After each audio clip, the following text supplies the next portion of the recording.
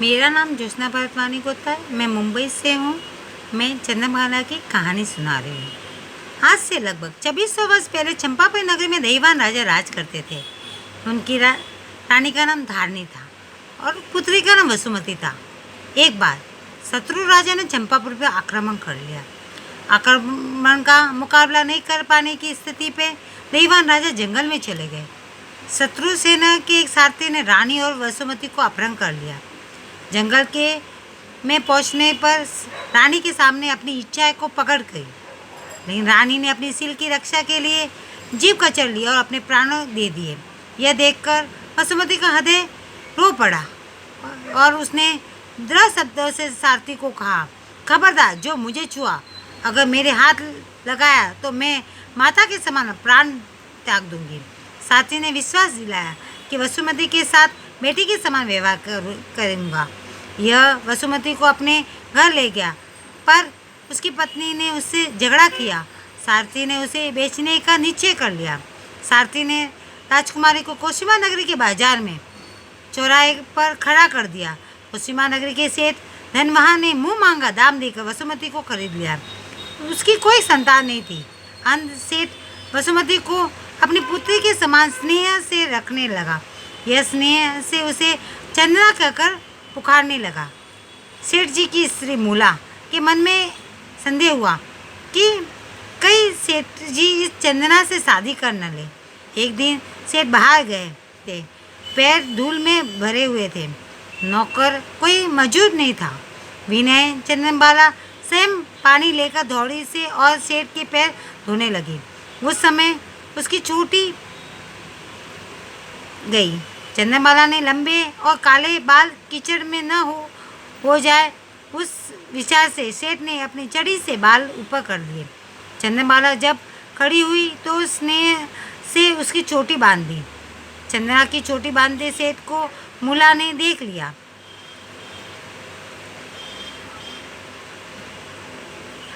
फिर तू पूछना ही क्या, उसकी साथ पक्की हो गई।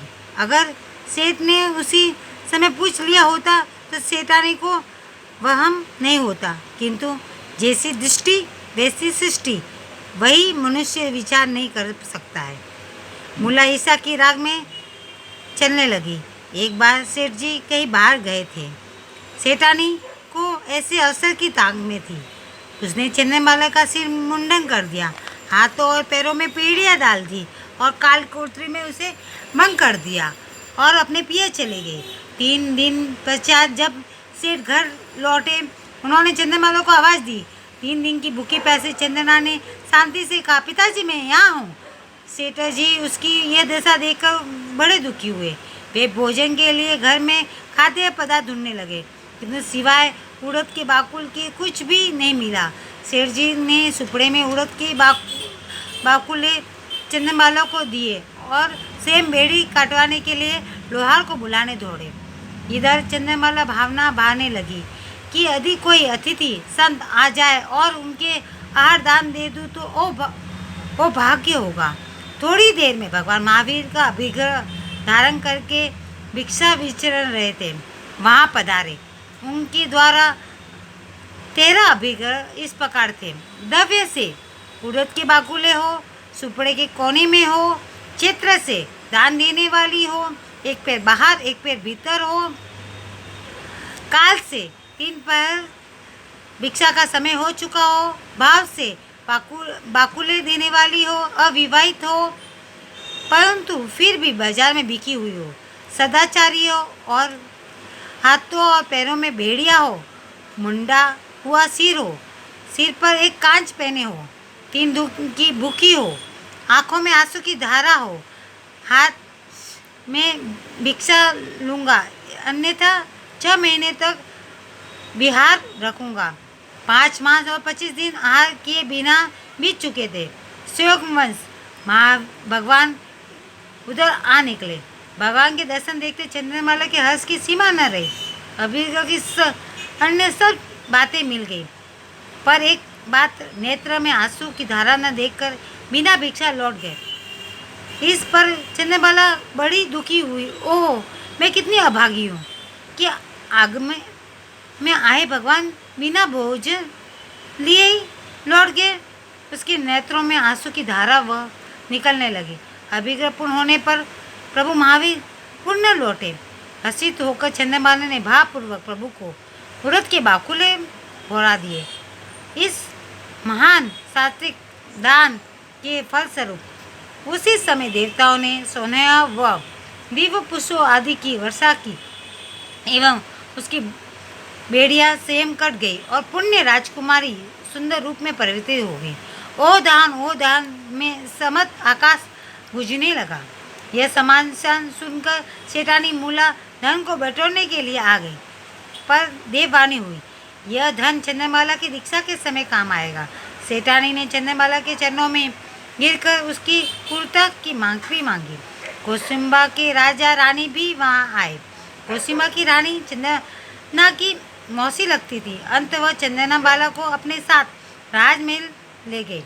जब भगवान महावीर को केवल ज्ञान प्राप्त हुआ तब प्रथम साध्वी जी के रूप में चंदनबाला 36,000 साध्वी जी की दीक्षित हुई थी। उसमें प्रथम चंदनबाला थी। साध्वी जी चंदनबाला ने एक बार उपाश्रम में विलंब से लौटने पर अनुशासन की नीति साध्वी जी मुगावती को बड़ा उपलब्ध दिया। उसके पश्चात की अग्नि को मुगावती जी ने अपने अंघोर घाती कर्मों को जलाकर उसी रात को केवल ज्ञान प्राप्त कर लिया था। उसी रात्रि में एक सर्प चंद्रबाला जी की तरफ आ रहा था। तब उन्होंने चंद्रबाला जी का हाथ एक तरफ कर लिया। इससे उनकी नींद खुल गई। मुगावती जी ने उसका कारण पूछा। मुगावती जी ने कहा, सर्प आ रहा था। गुरु जी ने पूछा, घोर अंधेरी रात में आपको कैसे पता चला? क्या आपको विशेष ज्ञान प्राप्त हुआ है? मुगावती ने कहा, हाँ, आपकी कृपा से। गुरुजी ने पुनः आश्चर्य से पूछा, पतिपाती या अपतिपाती? मुगावती जी ने कहा, अपतिपाती, केवल ज्ञान। यह सुनकर चंद्रबाला जी के मन में बड़ा पश्चाताप हुआ। वे स्वयं को धिक्कारने लगी कि मैंने ऐसी महान साध्वी जी को उपालम दिया, केवल ज्ञानी की आसाधना की। तब पश्चात करते चंद्रबाला जी को उसी समय रात को केवल ज्ञान की प्राप्ति हो गई। बहुत वर्षों तक संयम पालकर वह सिद्ध बुद्ध और मुक्त हुई। भगवान के आज्ञा विरुद्ध कुछ भी कहा हो तो मिच्छामि दुक्कडम। जय जिनेन्द्र।